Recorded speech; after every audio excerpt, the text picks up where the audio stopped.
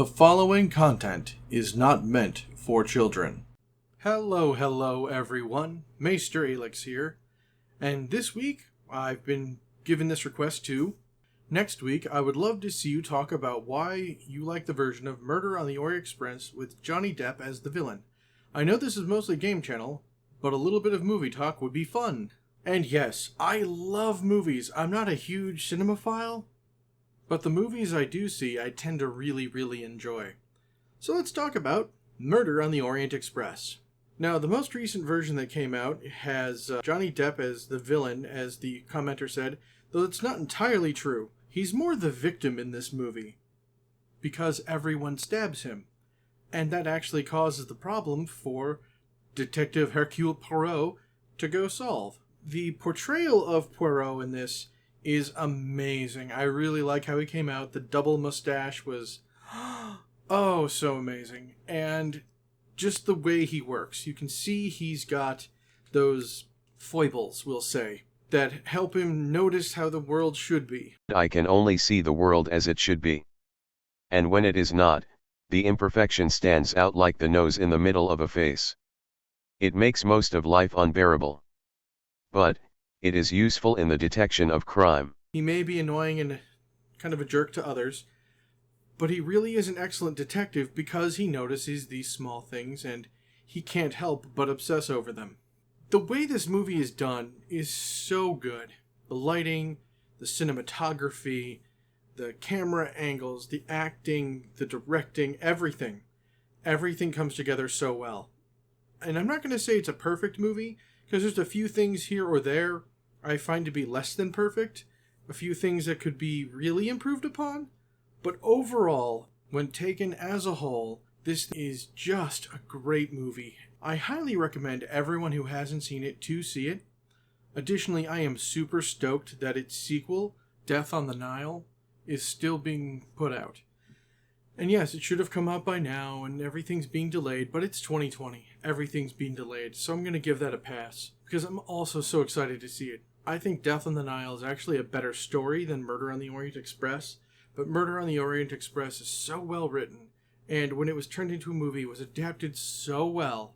I think the people who did it was very smart to start with that one. The stories of Hercule Poirot are just so good. Comparing him to other literary detectives is difficult because they're all eccentric in their own ways, but I like how Poirot seems to pull less stuff out of the thin air or out of his behind than others. I mean, Sherlock Holmes just pulls out anything and you don't see it coming. At least with the Poirot books, you can maybe have a chance of figuring it out before the detective does, but it's slightly unlikely, and it's not like they're holding back information, it's just that there's so much there, it's hard to figure out what is important and what is not, and that is how I feel it should be done. Now, speaking about other movies, and in this same vein, not so much detective movies, but another pleasure of mine are heist movies, and oh my goodness, do I really enjoy them. There's the classic Heist. Then there's the Oceans movies. Oceans 11, which is great. Oceans 12, which is crap. Oceans 13, which is better than 12. Not as good as 11, but still really good.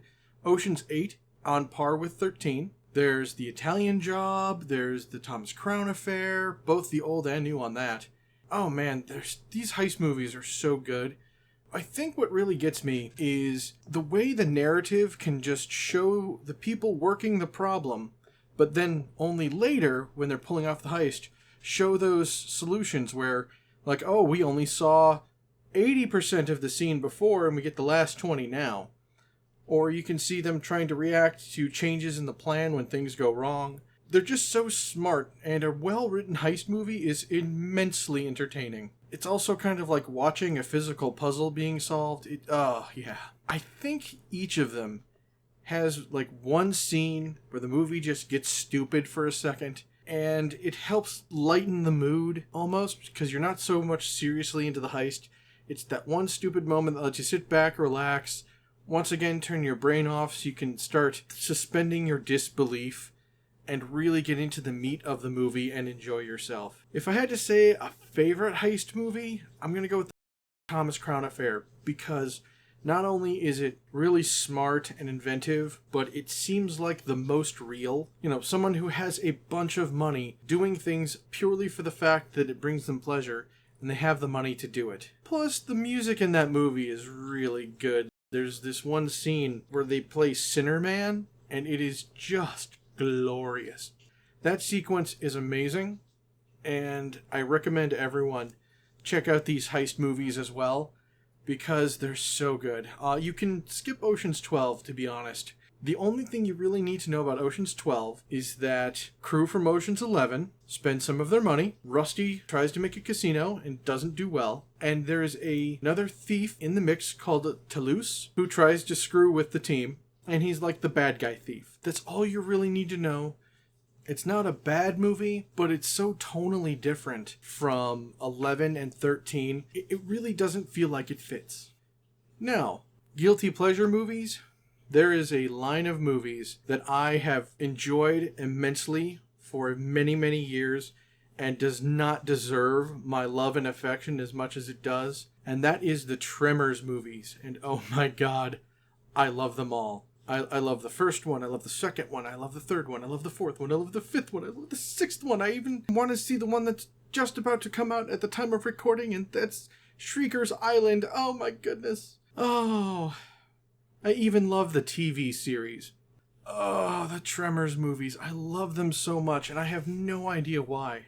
By gauging what I would normally like, I have no idea why these are so fun and funny to me. And when stuff like that happens, it's usually because I have some kind of emotional attachment, like, oh, I love Star Trek Enterprise because it's the one I watched with my dad, and it's thus my favorite.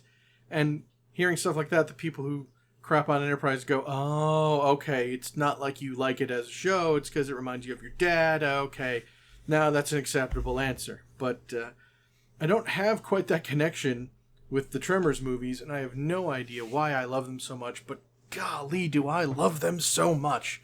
They're so good, and I always get a chuckle when it's like, oh, hey, Aelix, I saw this movie, Tremors. It's so good. I'm like, yeah, but the third one's even better. And they're like, there's a third one? I'm like, there's 7 now. Yeah. And it just, I fanboy very hard. So here's where I'm going to say, thank you all for joining me. I really hope you're enjoying this series as much as I'm enjoying making it for you. If you do, please remember to hit all the YouTube buttons and feel free to comment down below. Just like this video, my next video should hopefully be based on the comments of others. And I don't mind talking movies or games or just about anything else. I'll pick the topic, you just name it.